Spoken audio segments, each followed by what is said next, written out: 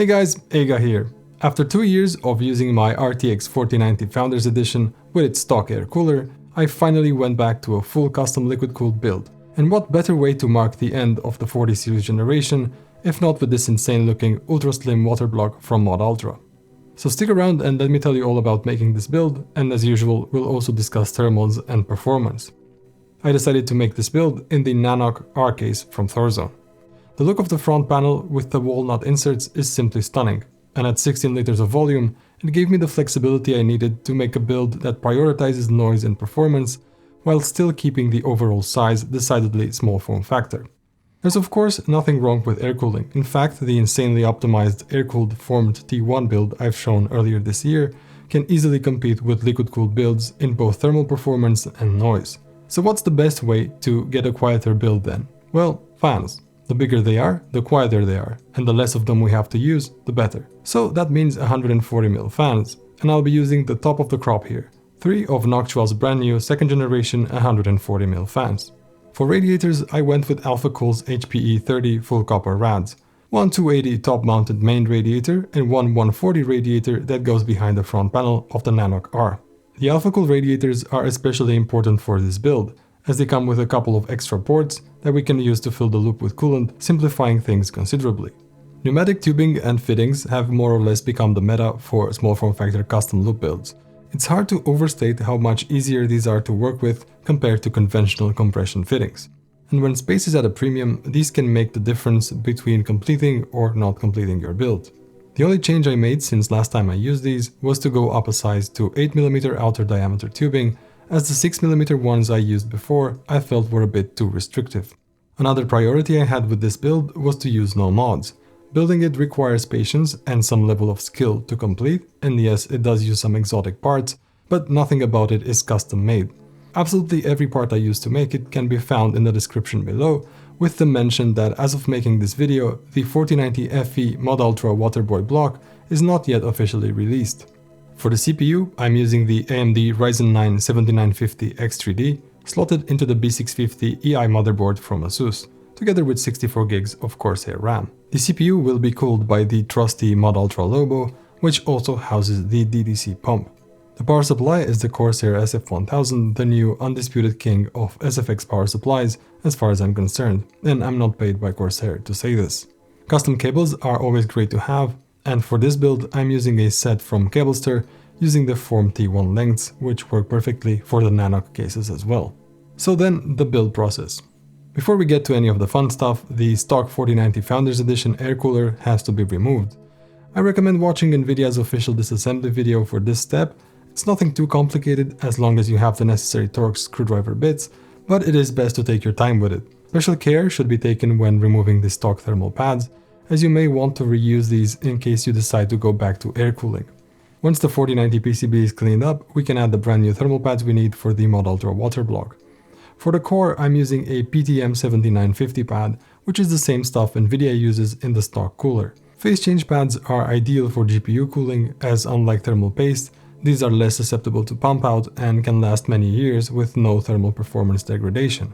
More thermal pads are needed on the backside of the 4090 PCB, as well as some insulator sheets that go around the clamp mounting holes. The Modultra water block actually makes use of the stock clamp from the Founders Edition cooler to provide the necessary mounting pressure, which is a neat solution. Once the backside is all prepped, we add the backplate, and I have to say, I just love the way this looks. The styling and attention to detail here is absolutely next level. It looks even better without the PCB inside, with how the copper cold plate is showing through the clamp cutout. The Waterboy is a love letter to the small form factor community. It even comes with a modular port section, allowing you to choose between using standard water cooling G14 threaded fittings or smaller G18 threaded fittings. I decided to take advantage of this and fitted 2 G18 pneumatic fittings here. The block with the fittings attached is crazy thin, not even taking up one full GPU slot. That's absolutely insane. Okay, enough geeking out about this, back to the build. Before starting on the case itself, I also mounted the Modultra WOBO onto the CPU. I am using a PTM 7950 pad for the CPU as well. It's not really necessary, but I wanted to show off my 3D printed applicator tool again. I already had the Corsair RAM sticks slotted into the motherboard, but I took them off to make it easier to pre-install two 90-degree pneumatic fittings to the WOBO block. The Modultra family is then ready to go. I only wish they were color matched. As awesome as the GPU block is, the black Cerakote finish is a fingerprint magnet, and I prefer the titanium color on my WOBO. But oh well, what can you do? The motherboard gets mounted to the core of the case first. I've also pre-routed the CPU power cable underneath the motherboard to make cable management easier later. The main radiator is next to be added. A couple of things to note here. First, I've already added a fitting to the port located next to the motherboard, as adding it later would be extremely difficult. Secondly, I'm only going to use 4 of the mounting holes on the radiator rails. The other fan is already pre-attached to the radiator using short screws. The reason for doing this is so that the radiator can be shifted further towards the rear of the case, which will give the front radiator a bit more room. The Alphacool radiators come with metric threaded screws in all the sizes you need. Normally, I'd be thrilled, but Thorzone expects you to use the included countersunk UNC threaded screws, which for most radiators would be perfect, but not for the Alphacool ones. The lesser evil is to just use the Alphacool ones anyway, as using the included ones will strip out the threads on the radiator. Just be careful not to over-tighten, as you shouldn't anyway. So once that's sorted, we add the GPU riser bar. This practically rests on the main radiator, which has the passive benefit of holding it in place on the side where we haven't secured it with screws. The front radiator is super easy to add, we just have to slide it into position. I've already pre-mounted the last remaining NOC to a fan, as well as the necessary fittings, together with a coolant temperature sensor that will connect to the motherboard. The power supply is next. I find it's a lot easier to connect all the cables before securing it to the bracket inside the case. The NANOQ case allows for shifting the PSU up and down, which is super useful as I needed to make room for the tubing run that runs above it. Okay, the last part is the GPU. It's funny really, with the 4090 FE in its stock air-cooled form, you pretty much had to plan your entire build around it. With Modultra's WOBO block, on the other hand, you can just add it whenever. It becomes the easiest part of the build. Here, the ultra-slim quality makes itself useful, as it needs to clear the 90-degree fitting that sits right next to it. We need to have the radiator ports facing this way, as opposed to the normal setup at the front, due to the thickness of the front radiator and fan assembly. I did run into one issue here with the GPU lock bar. The NANOQ case I have is a batch 1.5 model, which has a known issue where with some GPUs the lock bar doesn't fit over the I/O bracket. This is fixed in the batch 2 release, however. For me, this was one of those moments where having a 3D printer on hand came in clutch. I quickly made a new GPU lock bar and in the process made some adjustments to better secure the single slot water block. I then proceeded to connect everything up and did some initial cable management. Things are pretty straightforward here, and again, custom cables help a ton to declutter the case and make your life easier. The tubing runs were next. Just have to cut them down to size and push them into the pneumatic fittings. When pushing them in, just make sure they go in all the way, which is a good 10 mm or so. To remove the tubing, you need to depress the collar on the pneumatic fittings and pull the tubing out. If you need to use too much force, then the ring is probably not depressed correctly. I printed this release tool that I found on printables, which came in super handy. With the loop now finished, we're almost ready, but we still have to fill it up with coolant. I always do a pressure test to see if the loop holds air. I wait around 15 minutes, and if there's no significant pressure drop, then I'm good to go. To fill it up, I use the extra ports on my radiators to slowly add coolant. There's no fast pass here, you'll have to take your time with this step and keep rotating the build around as air works its way out from the loop. A way to power the pump externally is highly recommended, so you can easily turn it on and off as needed without powering on the system. And with that, we're finally done. I'm not the biggest fan of Noctua's brown color scheme, but somehow it ended up looking better than what I pictured initially. The star of the show is by far the Modultra GPU block. It's crazy how much empty space we're left with on the GPU side. For a triple rad setup, you'd need a radiator bracket mod as well as a slimmer front radiator solution, but it would totally be doable. However, I wanted to keep things stock for this build and see just how far we get in terms of performance. The final step is adding the shell onto the core of the case.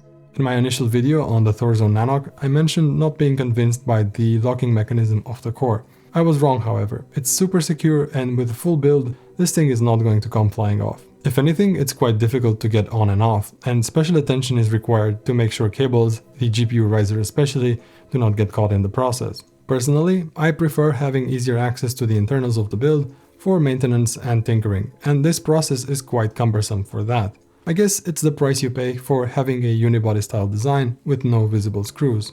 You can have the case sit horizontally, or with the optional handles, you can even go vertical.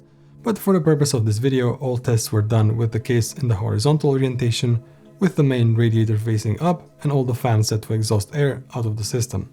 So then, let's take a look at thermal performance. First of all, I'm using fan control as usual to control my fan speeds, and I've kept things super simple this time around. All fan speeds are determined by a linear control that adapts based on coolant temperature within a specified range. The NANOQ 2nd Gen 140mm fans have a pleasing sound throughout their RPM range, with only the highest speeds being somewhat turbulent. For my testing, however, I've set the fans to run at a 60% constant speed, which comes out to about 920 RPM, a very quiet level for a full load scenario.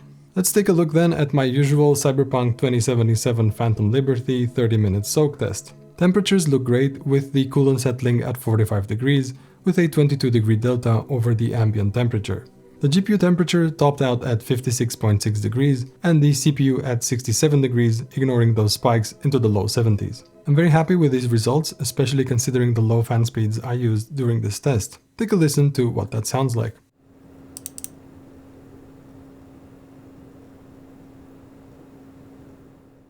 There's more fan speed available should we want to run lower coolant temperatures or to deal with higher ambient temperatures during summer. Do keep in mind that my 4090 is running my least aggressive undervolt profile, which practically gives me stock clocks for a significant reduction in core voltage. These charts also nicely illustrate the coolant temperature delta to each component. We can see that we have a lot of headroom before GPU temperatures become a problem, so we could let the coolant run hotter if we wanted to, but here we notice the Achilles heel of small form factor custom loops, the high CPU die to coolant delta. GPUs use direct die cooling, whereas CPUs use integrated heat spreaders between the die and the cooler. This effect is also compounded on AMD X3D chips by a cache layer that sits on top of the compute die, although this has now been swapped around on the new 9000 series chips, which should in theory boil down to a better die to coolant delta. Let's also take a look at a 1-hour 3D Mark time SPI loop with combined CPU and GPU tests. Here the coolant temperature maxed out at 42 degrees, the GPU core at 55 degrees, and the CPU at 74.8 degrees. Let's do another real-world test. After 30 minutes of flying around over Tokyo in Microsoft Flight Simulator 2024, the build barely breaks a sweat. All 16 cores of the 7950 X3D are loaded, with temperatures settling at around 70 degrees. The GPU is sitting comfortably under 50 degrees, and we top out at 41 degrees on the coolant. I'm very impressed with the cooling ability of the Modultra WOBO water block.